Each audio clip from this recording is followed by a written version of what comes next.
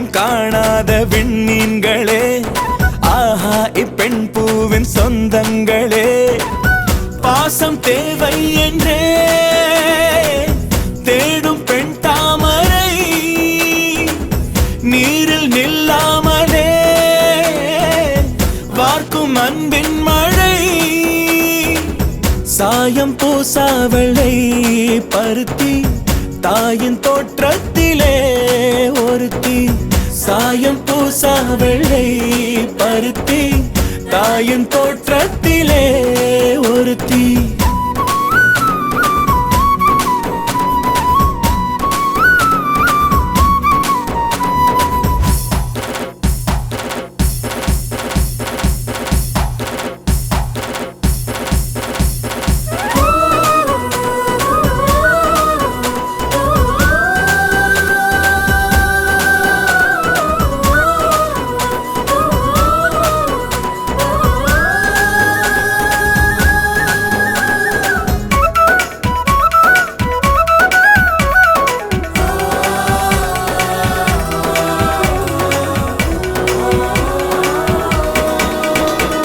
வீட்டுக்குள் பூங்காவை உருவாக்குவாள், தோசைக்கல் ஓசைக்கும் ஸ்வரம் தேடுவாள், 7 வண்ணங்கள் உறவு சேர்த்து செய்வாளோர் உலகு, சாதிக்க போதிக்கும் கல்லூரியோ இவள் ஆதிக்கம் செய்வார்க்கு முள்வேலியோ, புதுமை பூவான பிறவி கடமையோயாத காட்டருவி, செந்தாமரையோ குளநீரில் மலரும் பெண் தாமரையோ மனம் நூறில் வளரும், சாயம் பூசா வெள்ளை பருத்தி தாயின் தோற்றத்திலே ஒருத்தி.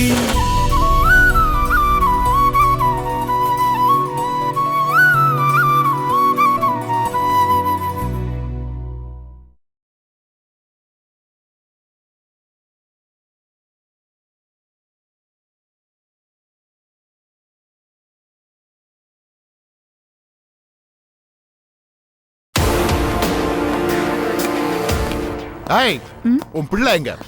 ஏங்க எங்கடி உன் பிள்ளை? எதுக்கு இப்ப டென்ஷன் ஆறீங்க? எங்க அவ? சொல்லு. என்னன்னு சொல்லுங்க, முதல்ல கோவப்படாதீங்க. எங்க அவன்னு முதல்ல சொல்லு கிட்ட. நீங்க என்ன விஷயம் சொல்லுங்க, முதல்ல கோவப்படாம இருங்க. சொல்ல போறியா இல்லையா? என்ன விஷயம்னு சொல்லுங்க. அவ எங்கடி இருக்கா? நீங்க முதல்ல சொல்லுங்க. அவ ரூம்ல தான இருப்பா. போடி. என்னங்க? டேய். ஐயோ. டேய். உருக்கி ராஸ்கல். என்ன காரியத்தை பண்ணிருக்க நீ? ஏய். செஞ்ச காரியத்தை முன்னாடி பார்த்தாடா. டேய் அடிக்காத. தப்பு பண்ணா? அம்மா. ஐயோ அடிக்காதீங்க. கதவை தரங்க. டேய். ஐயோ. அத அடிக்காதீங்க சொல்றாங்க. என்ன பண்ணா? அடிக்கிறீங்க. என்ன பண்ணடா கேட்டா? டேய் அடிக்காத. ஏய் இல்ல ஒரு அப்பா. வர கத்த புள்ள இப்படி போட்டு அடிக்கே. கதவை தரங்க. அவன அடிக்காதீங்க. உருள கை வச்ச. கையை கால எடுக்க வேண்டாம். என்னங்க? என் புள்ளைய எதுக்காக இப்படி போட்டு அடிச்சீங்க? சொல்லுங்க. டேய். ஐஜி பொண்டாட்டினா உனக்கு என்ன 2 கொம்பு முளைச்சிருக்கா? போலீஸ் பவரை மிஸ்யூஸ் பண்ணது இல்லாம எது நடந்தாலும் நான் பாத்துக்கிறேன்னு சொன்னியா? எவ்வளவு தைரியம் இருக்குடி உனக்கு? இல்லங்க, எவ்வளவு ஒருத்தி நம்ம புள்ளைய போட்டு எப்படி அடிச்சிருக்கான்னு தெரியுமா? நடந்தத தெளிவா புரிஞ்சுக்கிட்டு பேசு. தப்பு பண்ணது உன் புள்ள. நடு ரோட்ல ஒரு பொண்ணோட டி-ஷர்ட்டை உரி அரை நிர்வாணம் ஆக்கிருக்கான். பப்ளிக் அதை பார்த்து வதச்சு அமைச்சிருக்காங்க. அவன் அப்படின்னா என்கிட்ட எதுவும் சொல்லலங்க. சொல்லுவாண்டி. எப்படி சொல்லுவா? எப்படி சொல்லுவான்னு பொறுக்கி ராஸ்கல். நீ விசாரிச்சிருக்கணும்டி. விசாரிச்சிருக்கணும். உன் பிள்ளைக்கு பாசத்தை குடுறி. தப்பில்ல. ஆனா பாசங்கிற பேர்ல விஷத்தை கொடுத்து அவனை கொன்றாத. ஏங்க, நம்ம புள்ள நல்ல புள்ளங்க. என்ன என்ன சொன்ன? உன் புள்ள நல்ல பிள்ளையா? பொய்யையும் உண்மையும் சாவையும் ஆபத்தையும் ஒவ்வொரு நாளும் நான் போலீஸ்காரனை பாக்குறேன். ஒருத்தன் பேசும்போதே அவன் பொய்யா உண்மையான்னு எனக்கு தெரியும்டி. அவன் பார்க்கிற பார்வையை வச்சு அவன் அப்பாவியா கிரிமினல் எனக்கு சொல்ல தெரியும். சரி, நான் ஒன்னு கேக்குறேன். நீ எத்தனை வருஷமா எனக்கு பொண்டாட்டி? என்னங்க இப்படி ஒரு கேள்வி கேக்குறீங்க? நீயே என்ன புரிஞ்சுக்கல. சின்ன வயசுல இருந்து அவனை கெடுத்துட்ட. பெருசாகி 24 வயசானாலும் பொறுப்புள்ளவா அலையறா. அன்னைக்கு புருஷ போலீஸ்காரன் காப்பாத்திடுவா.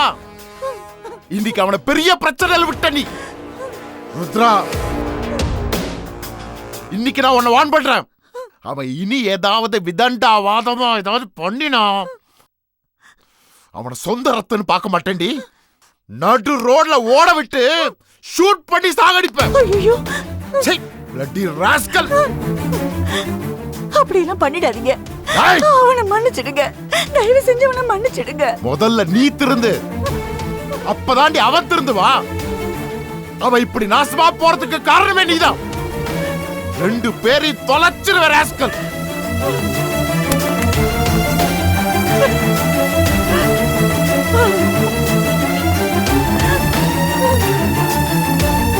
ஐயோ, பிரதீப், டேய், தொடாத, என்ன தொடாத, தொடாத. இந்த ஆளை எப்படி நீ கல்யாணம் பண்ணிக்கிட்ட?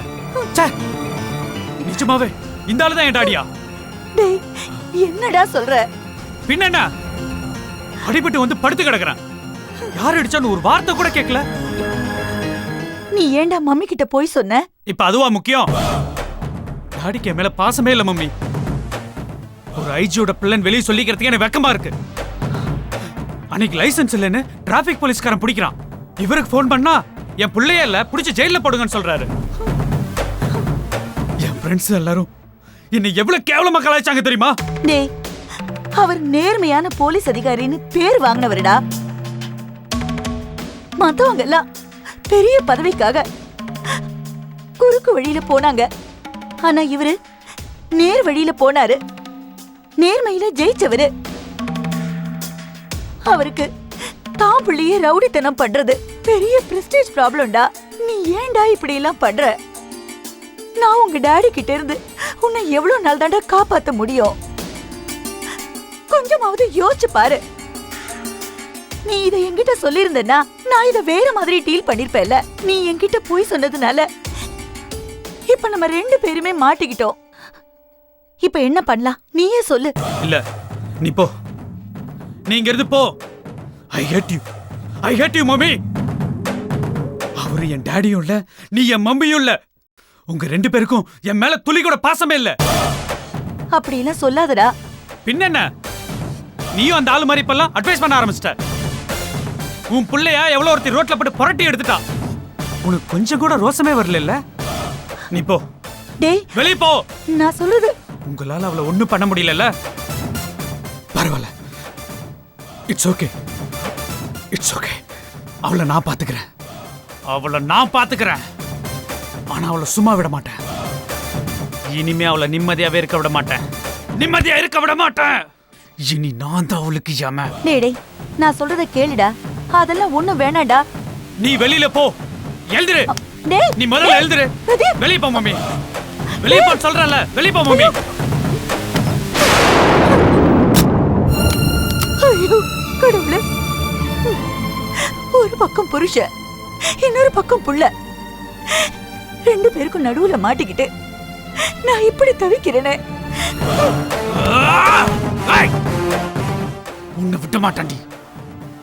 இவ்வளவு அடி வாங்கியிருக்கல்ல, அதுக்கு காரணம் நீ. என்னை எவ்வளவு அவமானப்படுத்திருக்க. நடு ரோட்ல அத்தனை பேருக்கு முன்னாடி என்ன புரட்டி புரட்டி அடிச்சிருக்க. நீ என்ன ஹெல்மெட்டால் அடிக்கிறியா? கேவலம் ஒரு பொட்டச்சி என்ன அவ்வளவு அவமானப்படுத்திருக்க. உன்னை விட மாட்டாண்டி, உன்னை நாசா பண்ணாம விட மாட்டாண்டி. உன்னை நான் சாகடிக்கிறேன்டி.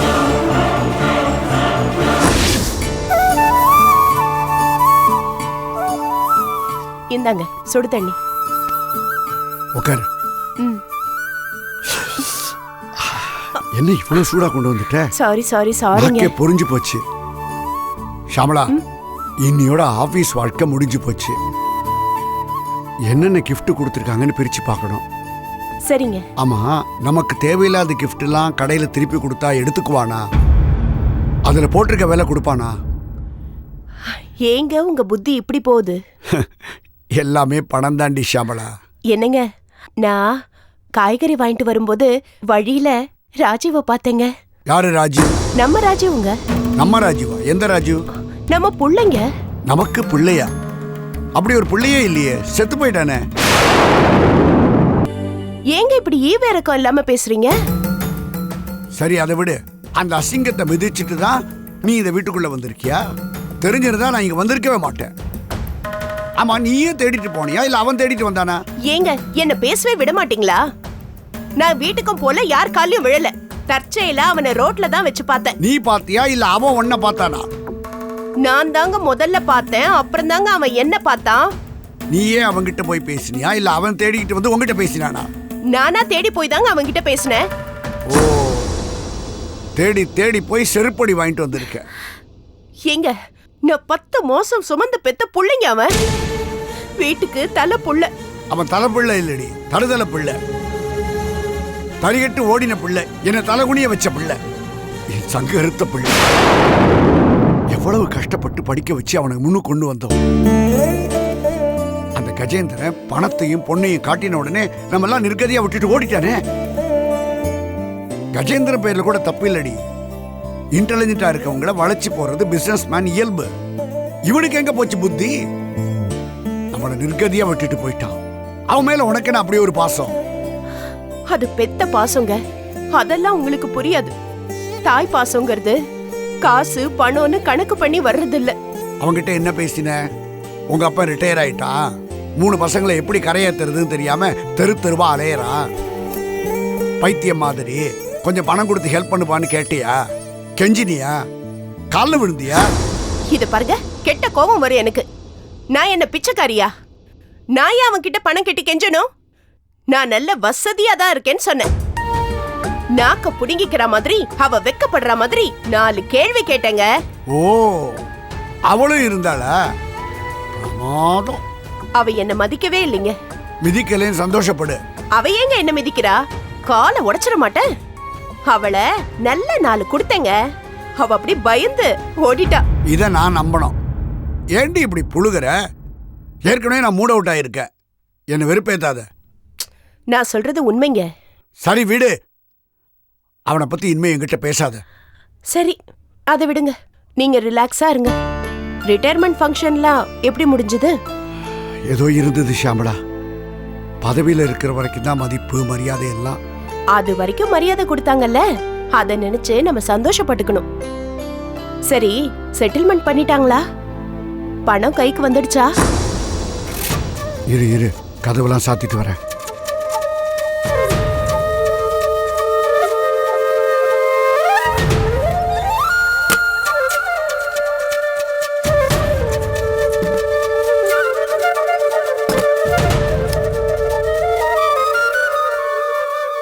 உட்காரு. ஏன் எழுந்துக்கிற? என்னங்க செட்டில்மெண்ட் பணம் வந்துடுச்சான்னு கேட்டா அதுக்கு போய் ஜன்னலு கதவெல்லாம் சாத்திட்டு வரீங்க. என்ன விஷயம்? வந்துருச்சு.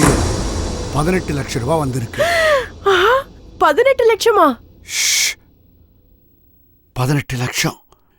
பிஎஃப் கிராச்சுவிட்டிலாம் சேர்ந்து ஒரு 18 லட்சம் ரூபாய் வந்திருக்கு. சரிங்க. ஒரு மாசத்துல இன்சூரன்ஸ் பணம் வந்துடும். அப்புறம் அந்த லீவ்லாம் சரண்டர் பண்ணிருக்கேன்ல, அதுக்கு ஒரு 2-3 லட்சம் ரூபாய் காம்பன்சேஷன் கொடுப்பாங்க. ஆமா, நீங்க பென்ஷன் பணத்தை பத்தி எதுவுமே சொல்லலையே. பென்ஷன் மாசத்துக்கு ஒரு 9,000 ரூபாய் வரும். அவ்வளவுதானாங்க? அவ்வளவேதான். ஓ, கணக்கு போட்டு பார்த்தா உங்க பென்ஷன் ஒரு 9, துவாரகேஷ் சம்பளம் 18 லட்சம் ரூபாய பிக்ஸட் டெபாசிட்ல போட்டா அதுல இருந்து கிடைக்கக்கூடிய வட்டி எல்லாத்தையும் சேர்த்து வச்சு நம்ம சமாளிச்சிடலாங்க. நீங்க பயப்பட வேண்டிய அவசியம் இல்ல, நான் சமாளிச்சிடுறேன்.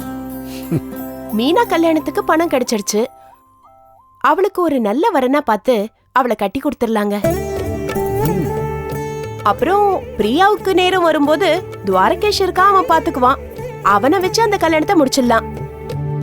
கடைசியில துவாரகேஷ் கல்யாணம், அத அவனே பாத்துப்பான். இதுக்கா இவ்வளவு பயந்தீங்க? நம்ம பாத்துக்கலாங்க. நாம எப்படியாவது சமாளிக்கலாம். பாருங்க, நீங்க பயந்து என்னையும் பயப்பட வச்சுட்டீங்க. உங்க ரிட்டையர்மெண்ட் நினைச்சு ஒரு வாரமா நான் தூங்கவே இல்ல. இன்னைக்குதான் நிம்மதியா தூங்க போறேன். ஏய் நில்லு, எங்க போற? இங்க வா. ஏங்க, பசங்க எல்லாம் ரொம்ப எதிர்பார்க்கறாங்க. நான் போய் அவங்க கிட்ட சொல்லிட்டு வரேனே.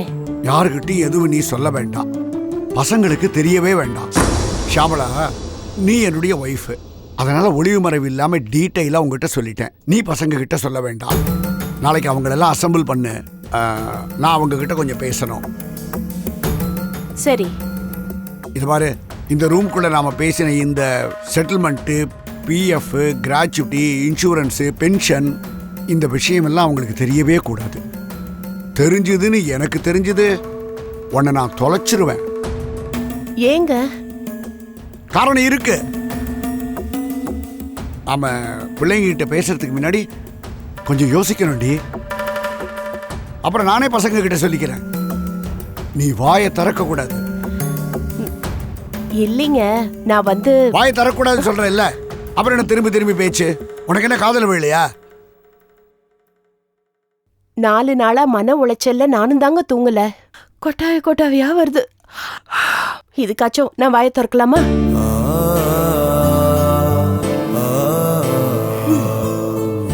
கேஸ் ஆஃப் ஆயிருக்கான்னு பார்த்துட்டு வரேன்.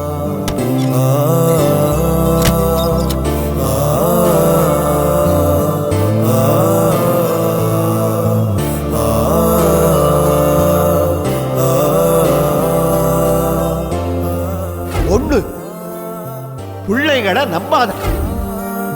2, பிள்ளைகளை கொஞ்சம் கூட நம்பாத.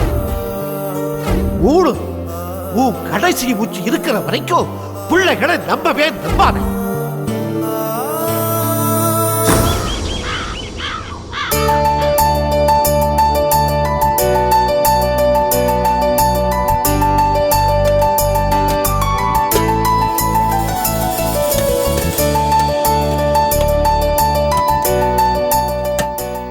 அம்மா, என்னடி? வெல்ல முடியுமா? நரமுடிய புடுங்காத, இன்னும் அதிகமா வளரும். எப்படி வெள்ளி கம்பி மாதிரி பளபளன்னு இருக்கு பாருமா. இதுல ரசிக்க என்னமா இருக்கு? வயிறு எரியுதுமா. உன் அண்ணன் உன் வாழ்க்கை இப்படி நாசமாக்கிட்டானே. உன்னை இப்படி நரகத்துல தள்ளிட்டு அவன் சந்தோஷமா இருக்கான். நினைக்க நினைக்க மனசு தாங்கலடி. அன்னைக்கு பொண்ணு கொடுத்து பொண்ணு எடுத்து அந்த கல்யாணம் மட்டும் நடந்திருந்தா இப்போ உனக்கு ஒரு புள்ள பிறந்து அது என்ன பாட்டின்னு கூப்பிட்டுருக்கோண்டி. விடுமா, முடிஞ்சு போனதை நினைச்சு ஏன் ஃபீல் பண்ணிட்டு இருக்க? வெள்ளை முடிக்கு கருப்பு சாயம் அடிச்சா போச்சு. நான் ஒரு முட்டாள். உன் முன்னால போய் கண்டதையும் சொல்லிட்டு வேதனைப்பட்டுட்டு இருக்க. நீ கவலைப்படாம இரு, ஏதோ பெரிய இடம் உனக்கு அமையணும்னு இருக்கு. அதான் இவ்ளோ லேட் ஆகுது. நீ வெள்ளிக்கிழமை விளக்கு போடுறத மட்டும் நிறுத்திடாத. அதெல்லாம் வேஸ்ட்டுமா. கடவுள் ரொம்ப பிஸி. இப்பெல்லாம் வெள்ளிக்கிழமை சன்னதி பக்கம் வர்றது கூட இல்ல. அப்படியெல்லாம் நம்பிக்கை இல்லாம பேசாதடி. நம்பிக்கையா? அப்படின்னா ஏண்டி இப்படி எல்லாம் பேசுற?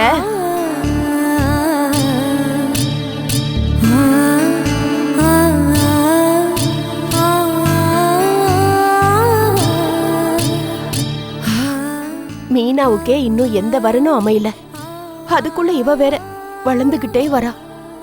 கடவுளே, இந்த 2 பெண் குழந்தைங்களையும் வச்சுக்கிட்டு ரிட்டையர் ஆன மனுஷனையும் வச்சுக்கிட்டு நான் என்ன பண்ண போறேனே தெரியலையே. கடவுளே, நீதான் எனக்கு ஒரு விடிவு காலத்தை கொடுக்கணும்.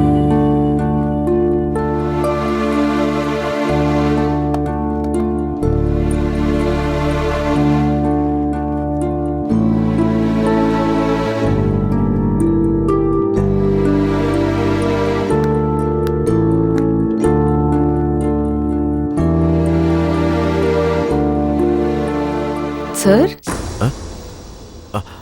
வா ஸ்னேகா, ப்ளீஸ். எப்போ வந்த? தேங்க்ஸ். இந்த ஃபைல்ஸ் எல்லாம் கொஞ்சம் செக் பண்ணிடுங்க. உள்ள ரெசிப்ட்ஸ் எல்லாம் இருக்கு, அதெல்லாம் கொஞ்சம் சைன் பண்ணிடுங்க. 2:30க்கு பேங்க்கு போகணும். 4:30க்கு டெலிகேட்ஸோட மீட்டிங் இருக்கு. நாளைக்கு ஃப்ரெஷ் கேண்டிடேட்ஸ் எல்லாம் இன்டர்வியூக்கு வராங்க.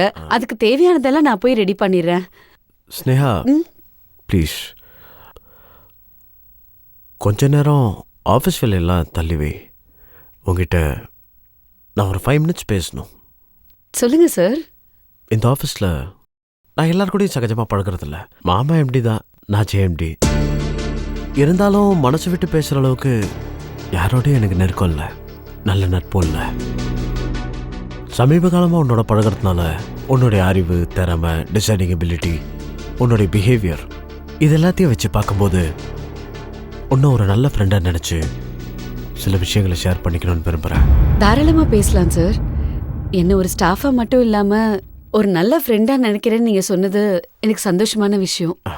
நல்ல ஃப்ரெண்டுனா கடன் வாங்கலாம், பர்சனல் விஷயங்கள்லாம் பேசலாம். உங்களுக்கு ஏதாவது ஒரு எமர்ஜென்சினா வேலை வாங்கி உயிரை எடுக்கலாம். நான் என்னோட பர்சனல் லைஃப் மேட்டராக பேசணும்னு ஆசைப்படுறேன் ஸ்னேகா. என்னோட ஒய்ஃப் உமாவை பற்றி பேசணும்.